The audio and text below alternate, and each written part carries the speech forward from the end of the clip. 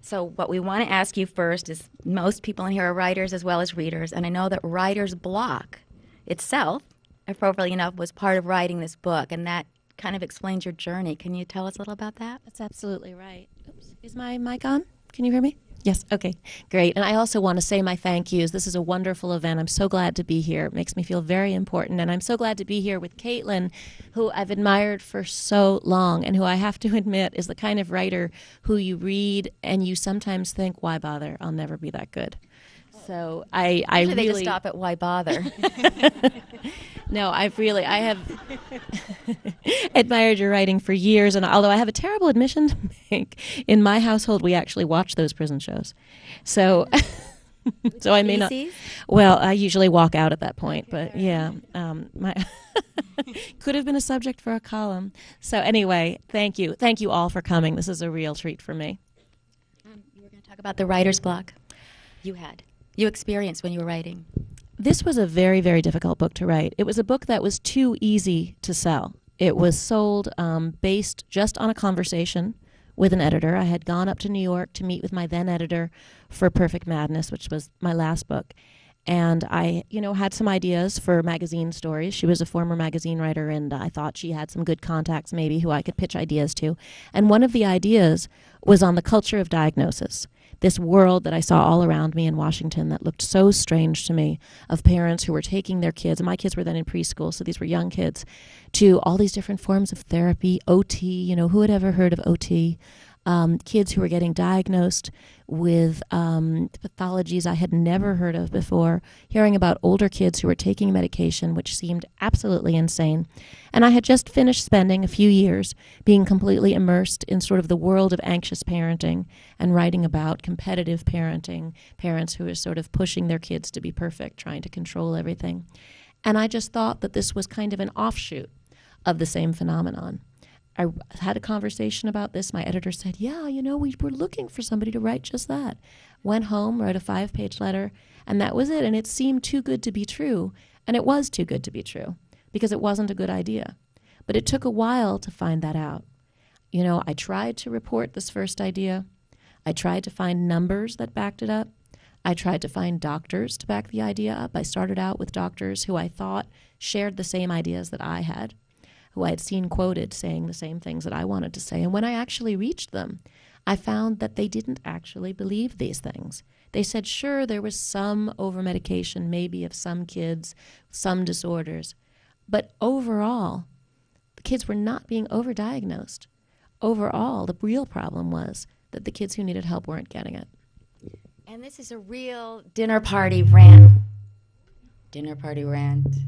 subject, because people will really say, oh, kids are just being turned into lab rats, and if they're not perfect, their parents are going to give them these medications, and it's just a terrible race for Ivy League perfection. And what you found out was that people were really pained if they had to give their children medication, didn't you? They were absolutely pained. I mean, once I started, and it was a long process, it was a few years of figuring out that I didn't know at all what I was talking about, really, that I had no clue. And when I figured that out, I thought, well, okay, I have to start over completely. And the place to start over is by actually talking to parents and getting a sense of what they're going through, and talking to doctors and educating myself about these issues and reading and figuring out what all of it was. But the main part of it was talking to parents. And when I talked to parents, I heard stories that were so completely different from the story that I had built up in my mind and the story that I think you find in the media all the time, of these lazy parents who are just eager to throw medication at their kids. This was never, ever the case. Now give us a lot of us are writers in here. Give us the insider's baseball on this.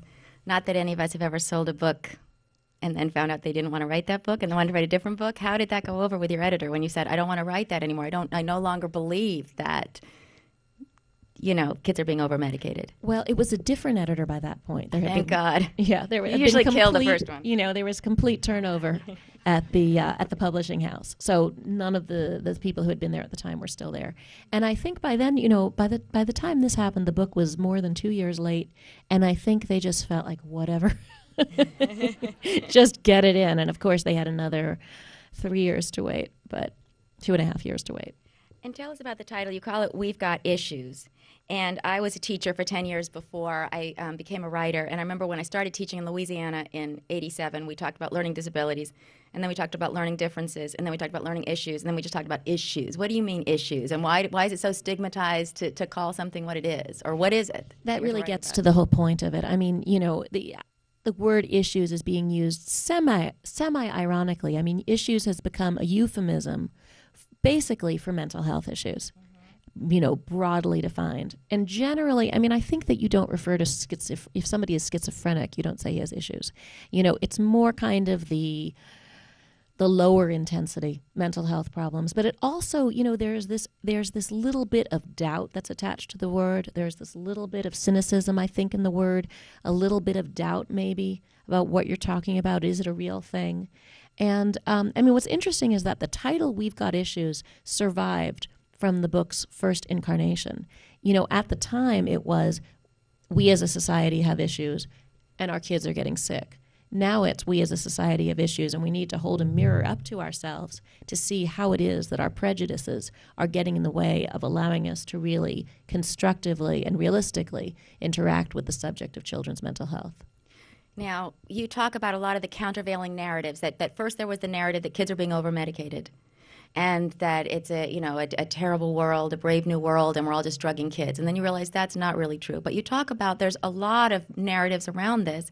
And as a mother of boys, one thing that we always say to ourselves, and you address this, is we get really angry that little boys who need to run and who need to play have got to be fit into this very narrow construct of school, which I guiltily took part in. Sort of, I think back, ways I could have handled my classroom differently, that there's sort of this pathologizing of just being a boy. And you talk about that, and you say to a certain extent maybe it's true, but that also it could be true that within that population of very rambunctious boys, there may be boys who are really in pain over some of these issues. I think what's happened is that we've combined these apples and oranges arguments. There are a lot of perfectly valid observations to make about the problems in family life today, in school, in the way childhood is lived, and the pressures that are put on children, the unrealistic demands on children. There are all kinds of really important things to say, and arguments that could be made to say that all of these conditions, which are perhaps unnatural for kids, create stress for them and create sort of suboptimal conditions in which to grow up. But that's entirely different. That's a whole different matter than what's going on with kids with mental health issues. All kids today are subject to a certain level of stress and pressure, at least certainly in, let's say, middle and upper middle class kids, and with poorer kids, it's a different set of stresses and pressures, let's say. But not all kids are coming down with these issues. It's a very naive idea that society simply causes problems in children or in adults. The truth is a lot more complicated than that. Now, I know when I'm writing my essays about how wrong everyone else is and how right I am, that I sometimes find that I am so busy and that my kids are really so pressured because of my busyness and my husband's busyness.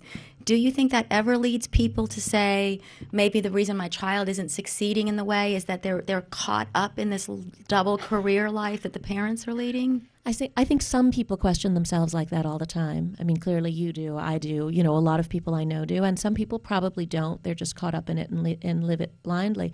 But that said, some children thrive in this kind of environment. They're made for it. I hate those kids because they're killing my kids. Yeah, I know. I mean, they're sort of killing all of us. But, pediatricians will tell you, you can't sort of make these blanket statements. It's like the argument about my overscheduling. Career is based on them, but go on. I know that's the problem when you get invested in it one way or the other. I made this mistake with overscheduling. I was convinced that overscheduling was really bad for kids because it's really bad for me, because I hate driving around in the car, going places, going one place after the next. I find it torture, so it necessarily has to be bad for children's mental health. And a study came out of Yale, I don't remember how many years ago now, saying that, in fact, the overscheduling problem had been exaggerated, that it's not necessarily bad for kids. And then, it's kind of interesting. Once again, the real problem is that there are a lot of kids who don't get to do any extracurriculars at all and are sitting at home watching TV, poorer kids, and these are the kids we should be focusing on. And I wrote a column saying that the guy didn't know what he was talking about because he didn't have children. He wrote me a furious, furious email. And a few years later realized that, yeah, he was right. And, I did exactly what he accused me of doing, which is twisting his research for my own ends.